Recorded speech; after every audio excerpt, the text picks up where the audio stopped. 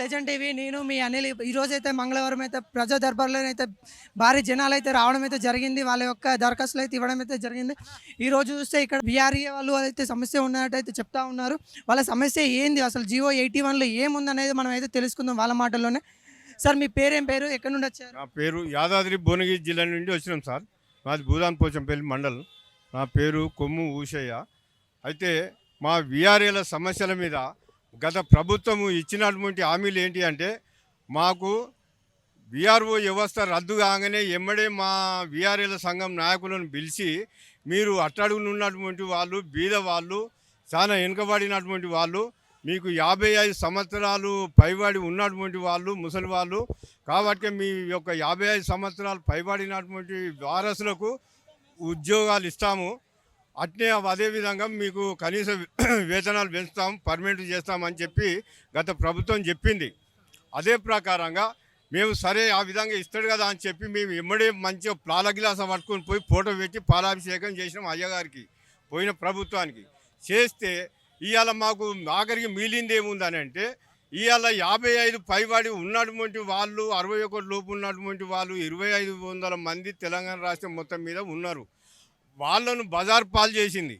ఎందుకంటే వాళ్ళు వయసు 61 వయసుకు ఉన్నటువంటి వాళ్ళకు రిటైర్మెంట్ ఇచ్చి వాళ్ళ వారసులకు అప్లికేషన్ తీసుకున్నారు. అదేవిధంగా ఈ 2500 మంది 55 పైబడ్డోళ్ళను పక్కకు పెట్టేసి వాళ్ళని తీసుకున్నది. అయితే ఇప్పుడు మాకు కావాల్సింది ఏంటిదంటే, ఖచ్చితంగా మా వారసత్వం ఉద్యోగం, మాకు 55 పైబడినటువంటి వాళ్ళకు వారసత్వం ఉద్యోగం కావాలి. కాదా మమ్మల్ని విఆర్ఏలుగానే పంపించాలి. మా డ్యూటీలు మేము చేసుకుంటాం. ఎందుకంటే నేను ఇవాళ ప్రమోషన్ కావాలని నేనేం అడగలేదు. నాకు వారసత్వం ఉద్యోగం కావాలని అడిగినాం, కానీ ప్రమోషన్లు కావాలని అడగలే. నాకు వారసత్వం ముద్దు, ప్రమోషన్లు మాకు వద్దు. మేము ఖచ్చితంగా విఆర్ఏగానే కొనసాగుతాం. మా విఆర్ఏలుగానే మమ్మల్ని పంపించాలి. ఇప్పుడు 7-8 నెలల నుంచి వెళ్ళి కనీసం వేతనం లేక చాలా అప్పుల పాలయ్యి బజార్ పాలు అవుతున్నటువంటి పరిస్థితి మా విఆర్ఏలది. ఎందుకంటే మాకు ఇచ్చినటువంటి హామీలు ఏ చదువు అక్షరం లేకుండా కూడా వాళ్ళకు ఏంది ప్రమోషన్లు ఇచ్చిండ్రు. సీనియారిటీ లేదు, ఓ చదువు లేదు. ఇట్లాంటి చేయాలని అనుకుంటే ఏ శాఖలు ఏమి ఖాళీ ఉన్నాయి? ఈ చదువుకున్న వాళ్ళు ఎవరు, సీనియారిటీ ఉన్నోళ్ళు ఎవరు, వీళ్ళకి ఎవరికి ఏ పోస్ట్ ఇవ్వాలని ఆలోచన చేసేది పోయి మంద మీద మిరాలు చల్లినట్టు చల్లి మమ్మల్ని ఎక్కడో ఉన్నోళ్ళని తీసుకుపోయి ఎక్కడో 100, 150 కిలోమీటర్లు, 20 కిలోమీటర్లు, 30 కిలోమీటర్లు, 50 కిలోమీటర్లు ఈ ఏజ్ బారాయిలను తీసుకొని పోయి ఎక్కడో చేస్తే ఎక్కడని పోవాలి? పోయి కంప చెట్లు కొట్టమని అంటారు, ఇరిగేషన్లో చెరువు కట్టల పొడి తిరగమని అంటారు. ఇలాంటి డ్యూటీ కావాలని మేము కోరుకున్నామా? మాకు ఖచ్చితంగా మా విఆర్ఏల వారసులకు ఉద్యోగం కావాలి, మాకు కనీసం వేతనం పెంచాలని కోరుకున్నాం. కానీ ఇలాంటి దుర్మార్గమైనటువంటి పని చేస్తాడని చెప్పి మేము ఎప్పుడు కూడా అనుకోలేదు.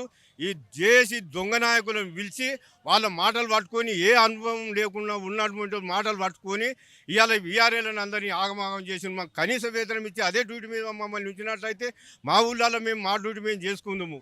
కాబట్టి మాకు ఎవరికి తెలియకుండా ఈ 61 ఏజ్కి సంబంధించినటువంటి వాళ్ళకు వారసులకు పెట్టిండ్రు, మిగతా నాకు ఆగం చేసిండ్రు. కాబట్టి ఇకనైనా కానీ ఇప్పుడు ఉన్నటువంటి ప్రభుత్వానికి మేము కోరుకునేది ఏం లేదు. సరే ఆ ప్రభుత్వం తప్పు చేసింది, ఎట్లా చేసింది, ఏమైందో వాళ్ళు చేసింది.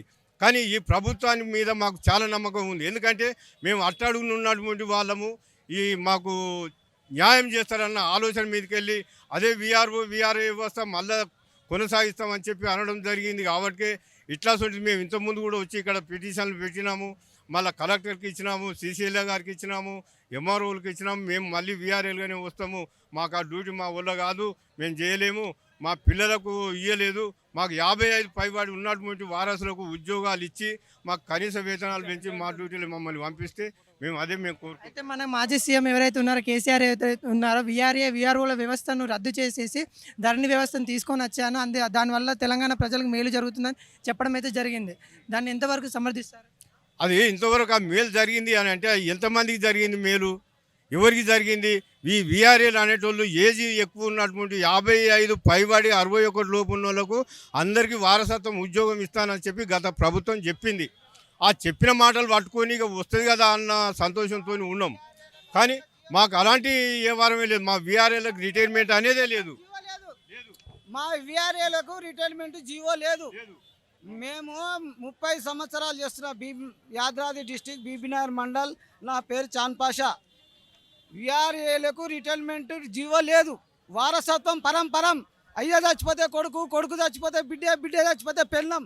వారసత్వం విఆర్ఏకు రిటైర్మెంట్ లేదు. కేసీఆర్ సార్ మాకు ఉద్యోగం ఇస్తాము, మీకు మంచిగా చేస్తాము, ఎక్కువ జీతం ఇస్తాము, మంచిగా మీకు చేస్తామని మాకు హామీ ఇచ్చిండు. ధర్నా చేసినాం 3 నెలలు. సరే అయ్యా చేసిండు. చేసి ఏం చేసిండు? 61 జీవో 81 80 తెచ్చిండు. 61 రిటైర్మెంట్ పెట్టిండు. మేము జీవోలో 61 రిటైర్మెంట్ ఒప్పుకోలే, మాకు లేదు. 61కి రిటైర్మెంట్ దిగిపోయి ఇంటికాడ వండుకోరని మాకు చెప్పలే. మేము ఆ జీవోలో మేము తీసుకోలే. 55 నుంచి 61 ఉన్నది. మా 61 కూడా తీసుకోవాలి, ప్రతి ఒక్క ఉద్యోగం తీసుకోవాలి, ప్రతి ఒక్క ఇంటి చౌకీలు చేస్తున్నాం కాబట్టి మేము చేస్తున్నాం. ఇప్పుడు నాది 61 రిటైర్మెంట్ అన్నాడు సారు, కేసీఆర్ సార్. నాకు ఇంకా 6 నెలలు ఉంది. 30 సంవత్సరాల నుంచి తక్కువ జీతం నుంచి చేసిన. ఇప్పుడు 6 నెలలకు రిటైర్మెంట్ తీసుకోవాలి. 61 రిటైర్మెంట్ నాకు 60 దాటింది.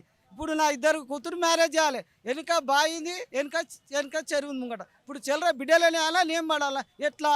అందుకని నేనేం చెప్తున్నా సార్కు, రేవంత్ రెడ్డి సార్కు, ముఖ్యమంత్రి గారికి, రెవెన్యూనే కొనసాగుతా, నా డ్యూటీ నేను చేసుకొని రెవెన్యూ కొనసాగుతా, అందులో ఉంటాను. మీ ద్వారా ముఖ్యమంత్రి గారికి నమస్తే ఇచ్చి కాల్మొక్కి చెప్తున్నా. మీరు ఈరోజు విఆర్ఏ వ్యవస్థను అయితే వీళ్ళైతే 2500 మంది అయితే ఉన్నాము మేము. మా బాధను కూడా మీరు చూడాలి. గత ప్రభుత్వం అయితే మమ్మల్ని అయితే పట్టించుకోలేదు. ఏదైతే ప్రమోషన్లు ఇస్తామని మభ్యపెట్టి మాకు ప్రమోషన్లు వద్దు, మాకు వారసత్వమే ముద్దు అని వీళ్ళంటూ ఉన్నారు. కెమెరామెన్ రాకేష్తో అనిల్.